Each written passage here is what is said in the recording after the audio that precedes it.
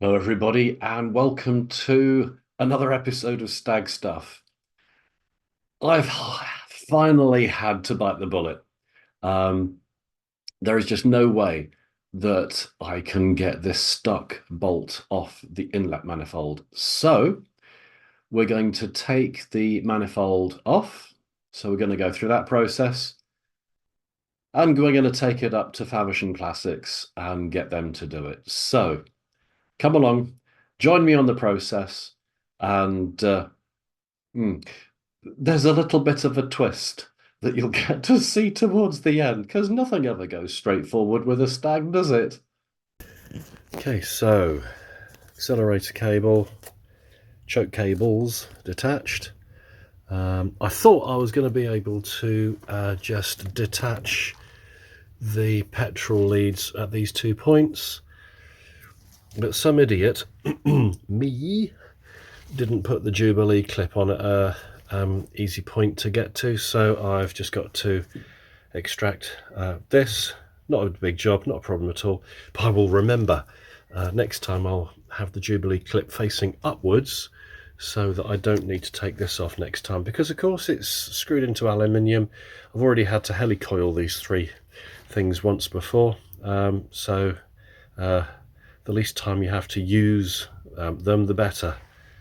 Okay, so the fuel pipe is now off, and it's a good opportunity to check the quality of the hose, which she seems to be pretty good condition. So that's excellent. We'll just chuck that out the way there for now.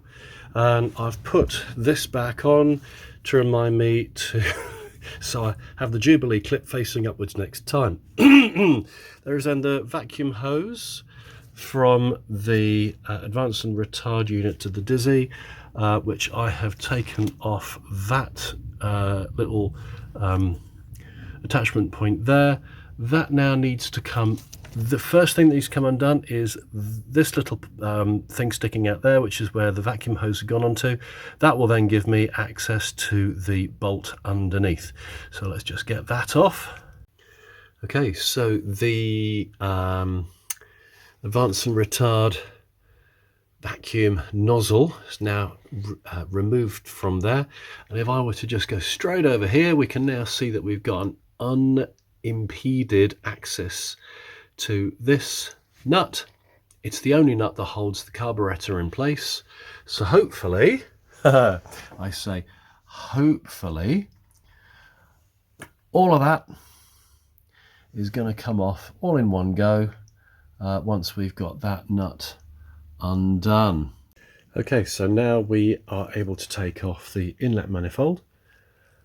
We've got 3 bolts, 3 bolts, 3 bolts, 3 bolts. I just need to take this off as well. So all the bolts came out very easy. I was very impressed. Okay, so it stayed in place. Let's just see if it will lift out nice and easy. Oh, and of course it doesn't. Okay, so it's crowbar time. There we go, that's starting to ease.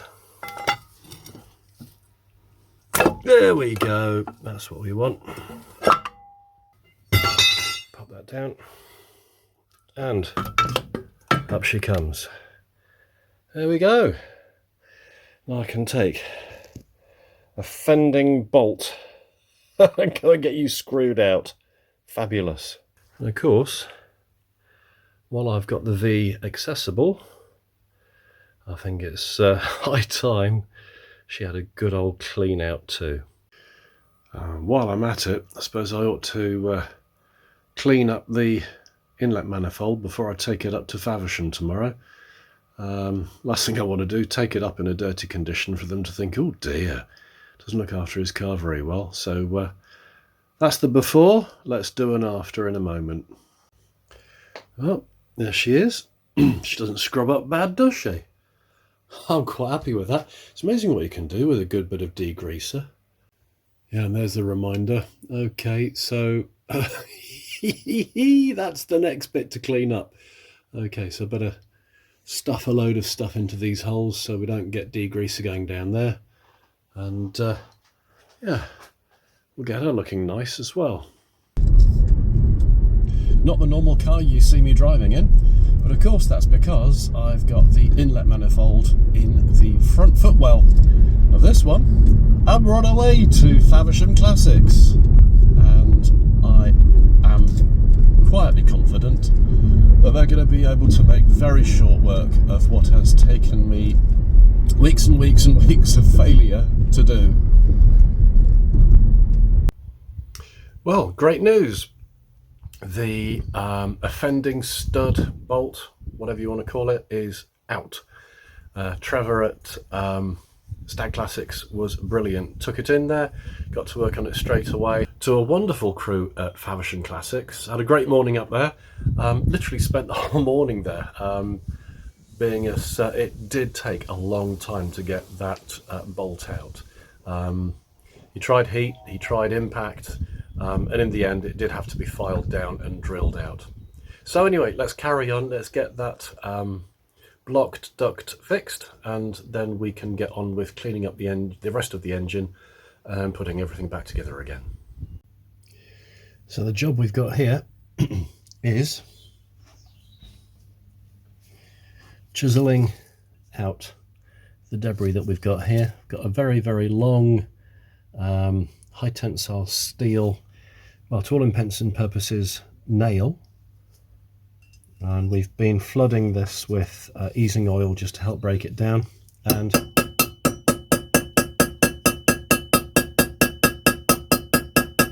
what I'm doing, oh, that big bit came out then, is with the end of the nail on flat and then end of the nail straight up and down.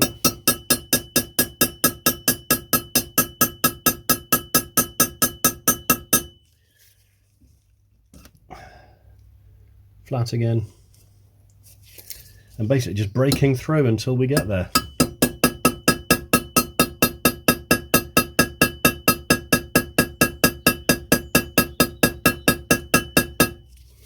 And then, I've done that a couple of times, refill the hole with easing oil, let it soak, and then repeat, repeat, repeat. So before I start putting the screws back in here, I'm going to flood this with easing oil, and then we're going to clean them out so that none of the dirt and stuff that I could see on the bolts when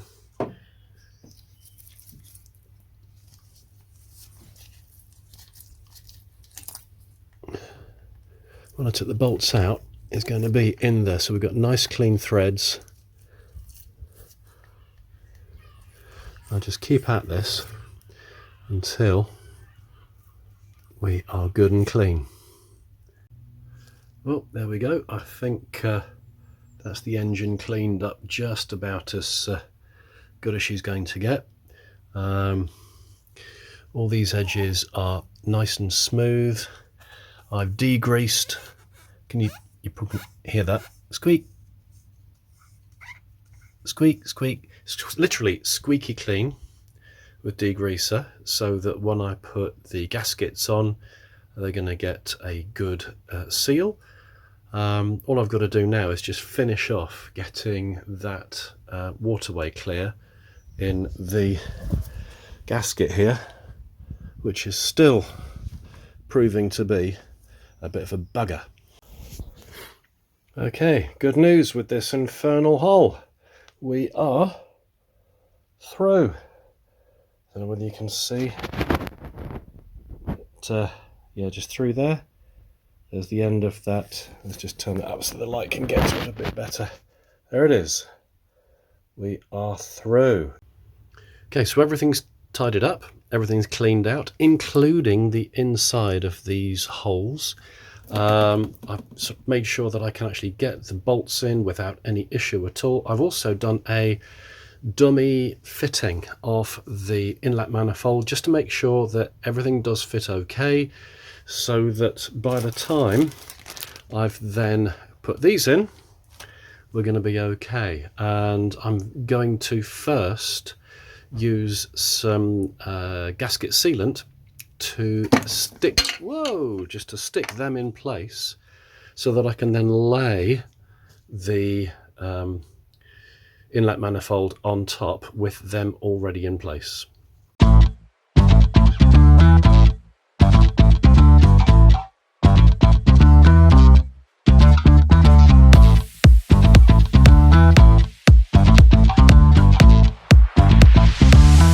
So why am I putting bolts on at this stage? Well, it's simply so that I can be 100% sure that the gasket is in the right place, but also it has the added bonus that it's going to hold the gasket in place while the gasket sealant is curing.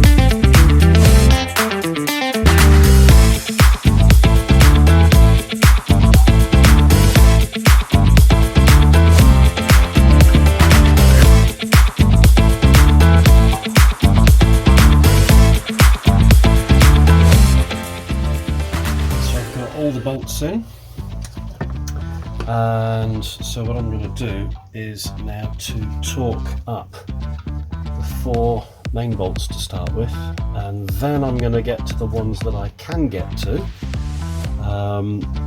with the torque wrench, and then I'm just going to have to tighten up with the spanner as best I can. So at 20 pound-foot, just going to gently tighten up all the way around.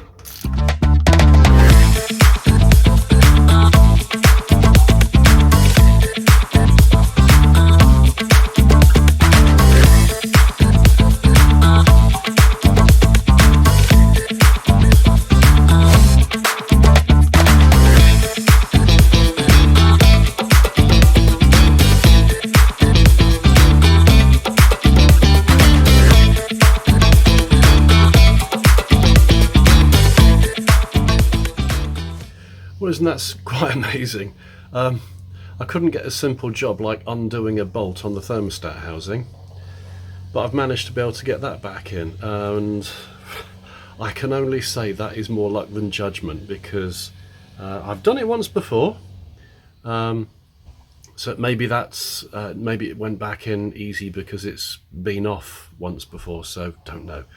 But I'm going to leave that now with the bolts torqued down to 20 pound-foot of torque, and then tomorrow I'll just nip round, make sure that there's nothing that needs tweaking up a little bit, because that gasket compound might have just kind of settled in a bit.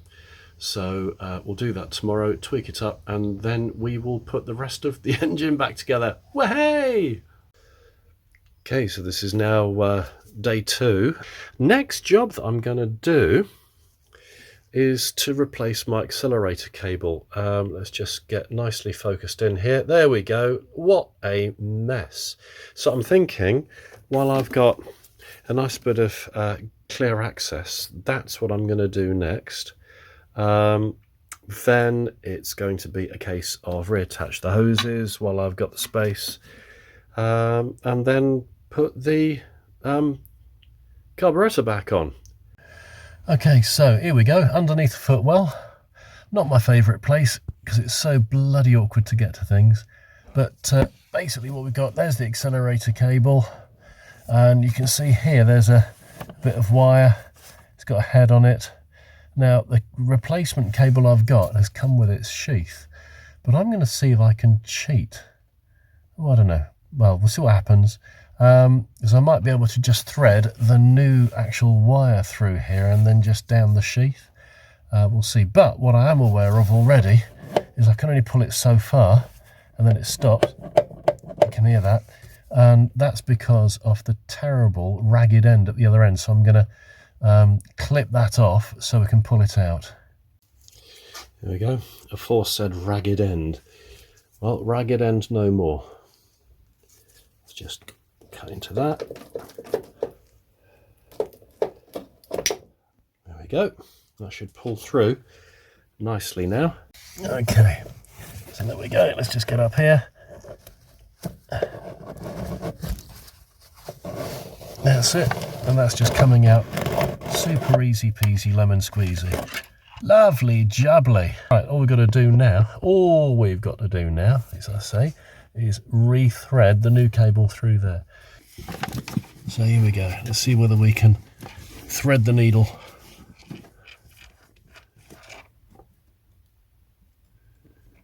Okay, first bit in.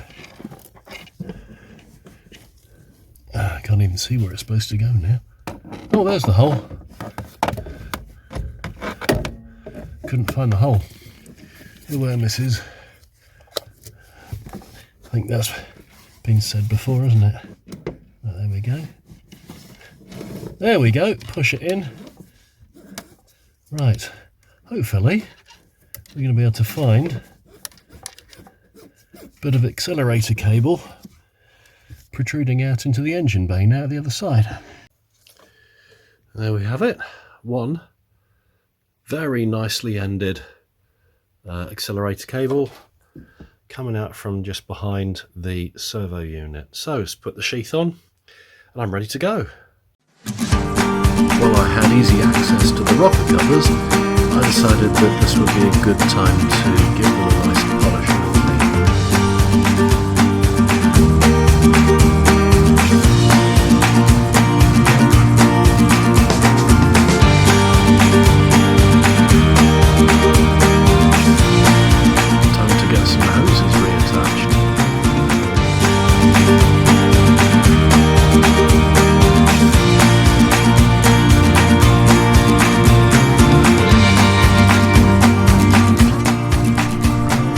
Now to put the carburetor in place.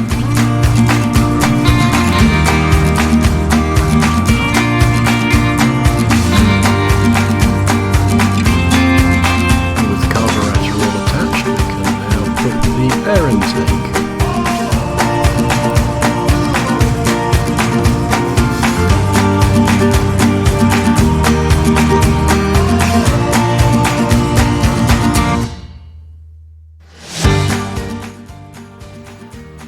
Well, I think I've got everything connected back up. So all I need to do now is get back to doing what I was doing originally, which is radiator fluid change. Tell you what, this must have been the longest radiator fluid change ever in the history of Stag servicing. But there we go. Just going to admire the engine unashamedly at the moment.